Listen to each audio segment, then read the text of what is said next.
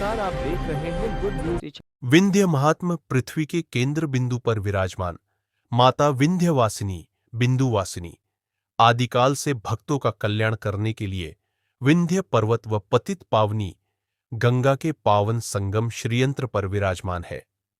आदिशक्ति माता विंध्यवासिनी की महिमा अपरंपार है। इनके गुणों का बखान देवताओं ने भी किया है। मिर्जापुर में भक्तों के कल्याण के लिए सिद्धपीठ विंध्याचल में सशरीर निवास करने वाली माता विंध्यवासिनी का धाम मणिद्वीप के नाम से विख्यात है। मां के धाम में दर्शन पूजन करने से भक्तों की सारी मनोकामनाएं पूरी होती है। विंध्य पर्वत की विशाल श्रृंखला विंध्याचल में ही पतित पावनी मां गंगा को स्पर्श करती है।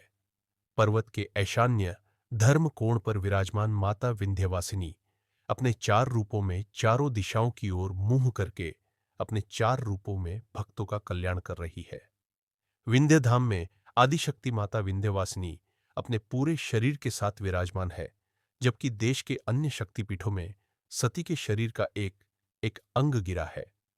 देश के तमाम स्थानों पर शक्तिपीठ है तो विंध्याचल सिद्धपीठ के नाम से जाना जाता है। यह माता अपने चार रूप महालक्ष्मी, महाकाली, महासरस्वती व मां तारा के रूपों में श्रीयंत्र पर विराजमान होकर दर्शन देती है। देवियों के त्रिकोण के केंद्र में भगवान शिव विराजमान है, जिनकी स्थापना भगवान राम ने किया था, जो विंध्य क्षेत्र को शिव शक्तिमय बनाकर भक्तों का कल्याण करते हैं। देश के कोने कोने से आने वाले भक्त माता रानी के दर पर मत्था टेकते हैं। अर्षियों मुनियों के लिए सिद्धपीठ आदिकाल से सिद्धि पाने के लिए तपस्थली रहा है। देवासुर संग्राम के दौरान ब्रह्मा, विष्णु व महेश ने माता के दरबार में तपस्या कर असुरों पर विजय प्राप्त करने के साथ ही जगत के कल्याण का वरदान मांगा था। श्रद्धालु तीन देवियों का पूजन कर त्रिकोण पूरा करते हैं। भगवान राम द्वारा स्थापित भगवान शिव रामेश्वरम का दर्शन कर मां तारा से आशीर्वाद लेते हैं। 9 दिन के नवरात्र में कलश स्थापना से लेकर देवी पाठ अनवरत कर भक्त नौ दुर्गा से आशीर्वाद पाकर मनोकामना पूर्ण करते हैं। एक रिपोर्ट धर्मनगरी काशी प्रयाग के मध्य स्थित विंध्याचल धाम आदिकाल से देवी भक्तों के लिए आस्था का केंद्र रहा है। सिद्धपीठ विंध्याचल की महिमा अनंत और अपरंपार है। विंध्य पर्वत की विशाल श्रृंखला को विंध्याचल में ही पतित पावनी गंगा स्पर्श करती है। माता के धाम में पहुंचे भक्त गंगा की पावन निर्मल धारा में स्नान करके माता के धाम में दर्शन पूजन करते हैं। गंगा नदी के तट पर मर्यादा पुरुषोत्तम राम ने अपने पिता दशरथ का राम गया घाट पर पिंडदान करने के बाद भगवान शिव की स्थापना कर विधिवत पूजन अर्चन किया था। भगवान राम द्वारा शिवपुर में स्थापित विशाल शिवलिंग आज रामेश्वरम धाम के रूप में जाना जाता है।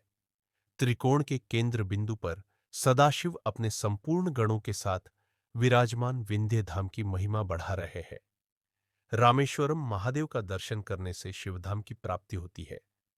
आदिशक्ति माता विंध्यवासिनी चार रूपों को धारण कर विंध्य धाम में चारों दिशाओं के भक्तों का कल्याण करने के लिए अपने चार रूपों में पूर्व, पश्चिम, उत्तर व दक्षिण दिशा की ओर मुंह करके विराजमान होकर भक्तों को दर्शन देते हुए उनका कल्याण कर रही है। लगभग 7 किलोमीटर में वीरभद्र से लेकर तारकेश्वर महादेव तक विंध्य क्षेत्र माना गया है। पंजीरो अगस्त द्विवेदी, आचार्य विद्वान, विंध्य धाम। माता के दर्शन व त्रिकोण परिक्रमा का विशेष महात्म्य पुराणों में किया गया है। देश के कोने कोने से आने वाले भक्त माता रानी के दर पर मत्था टेकते हैं। सिद्धपीठ में भक्तों की सारी मनोकामनाएं पूरी होती है। भक्त जैसे जैसे माता का चिंतन करता है, वैसे वैसे उसकी कामनाएं पूरी होती है। माता विंध्यवासिनी धाम के अलावा त्रिकोण यात्रा पूरे विश्व में कहीं नहीं है। मां विंध्यवासिनी को तामसी, राजसी, सात्विक तीनों मार्ग से प्रसन्न किया जा सकता है। गोपाल भक्त मां विंध्यवासिनी के महात्म्य को कोई नहीं बता सकता। विंध्य पीठ सर्वोत्तम पीठ माना जाता है। ऐतिहासिकता की दृष्टिकोण से विंध्य पर्वत और गंगा के संगम पर श्रीयंत्र पर बैठी मां को पृथ्वी से ही नहीं, ब्रह्मांड में कहीं से भी देखा जा सकता है। त्रिकोण को पूरा करने वाले भक्तों को अश्वमेघ का फल मिलता है। सुनील महाराज, भक्त अशोक कुमार, भक्त सिद्धपीठ में देश के कोने कोने से आने वाले भक्त मां का दर्शन करने के लिए लंबी लंबी कतारों में लगे रहते हैं। भक्तों की आस्था से प्रसन्न होकर मां किसी को खाली हाथ नहीं जाने देती, अर्थात उनकी सभी मनोकामनाएं पूरी कर देती है। यज्ञोपवीत से लेकर मुंडन संस्कार के लिए भक्त कई पीढ़ियों से मां के धाम में आते हैं। आदिकाल से शिव शक्ति की पूजा देव, दानव व मानव करते आ रहे हैं। विंध्य पर्वत के ईशान्य कोण पर शिव को केंद्र में रखकर आदिशक्ति अपने 4 रूप महालक्ष्मी, महाकाली, महासरस्वती व मां तारा के रूपों में दर्शन देकर भक्तों का कल्याण कर रही है। गंगा विंध्य का पावन संगम व शिव शक्ति का मिलन, केंद्र पर जगत का पालन करने वाली माता विंध्यवासिनी को बिंदुवासिनी भी कहा जाता है। सिद्धपीठ में आने वाले भक्तों की हर मुराद पूरी होती है। क्या नाम है पंडित जी आपका? हमारा सुनील महाराज नाम है। महाराज जी बताइए कि आप लोग यहाँ पर त्रिकोण कर रहे हैं, क्या है त्रिकोण? त्रिकोण स्थल यहाँ माता विंध्यवासिनी धाम से काली को अष्टभुजा कुल 12 किलोमीटर का त्रिकोण है। करने से यहाँ ब्राह्मण लोग त्रिकोण करते हैं, भक्तजन भी त्रिकोण करते हैं। जो चलने में समर्थ है वो पैदल करते हैं, जो चलने में समर्थ नहीं है वाहन द्वारा भी त्रिकोण किया जाता है। महाराज सबसे पहले अपना परिचय दीजिए। आचार्य अगस्तु कुमार द्विवेदी, अर्चक विंध्याचल धाम मां विंध्यवासिनी मंदिर परिषद। विंध्य क्षेत्र में त्रिकोण का क्या महत्व है, कैसे लोग त्रिकोण करते हैं? जगत जननी मां विंध्यवासिनी एवं श्री महाकाली और मां अष्टभुजा यहाँ तीनों शक्तियाँ विराजमान हैं, जो कि पूरे ब्रह्मांड में 2 तरह का परिक्रमा बताया गया है, एक वृहद परिक्रमा, एक लघु परिक्रमा। तो हमारे विंध्याचल में जो भक्त आते हैं उनको श्री महाकाली, महालक्ष्मी और महासरस्वती भगवती तीनों स्वरूप में यहाँ विद्यमान होकर के सभी मनोकामना पूर्ण करती हैं। यहाँ पर भगवती का त्रिकोण दर्शन का बहुत अति विशेष महत्व है, जो कि देवी भागवत में भी कहा गया है, विंध्याचल सर्वोत्तमा। भगवती अपने 3 स्वरूप में यहाँ विद्यमान होकर के सभी भक्तों की मनोकामना सिद्ध करती हैं और लक्ष्य प्रदान करती हैं। माँ भगवती का यहाँ त्रिकोण दर्शन भैरव जी के श्री चरण कमलों से प्रारंभ होकर के भगवती का यहाँ हाजिरी लगाते हैं माँ विंध्यवासिनी के चरणों में।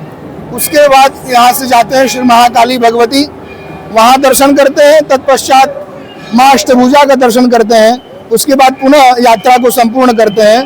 कामकला काली भगवती श्री महाकाली, अविद्या की अधिष्ठात्री माँ अष्टभुजा और सर्व संपन्न और सभी मनोकामनाओं को पूर्ण करने वाली जगत जननी माँ विंध्यवासिनी भगवती यहाँ विद्यमान है, जो कि सभी मनोकामनाओं को पूर्ण करती है।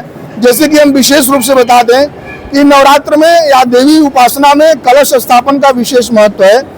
तो क से काली और ल से लक्ष्मी और स से सरस्वती तीनों शब्दों का वर्णन कलश का है, और महाकाली, महालक्ष्मी, महासरस्वती कलश में विद्यमान होकर के सभी मनोकामनाओं को पूर्ण करती है।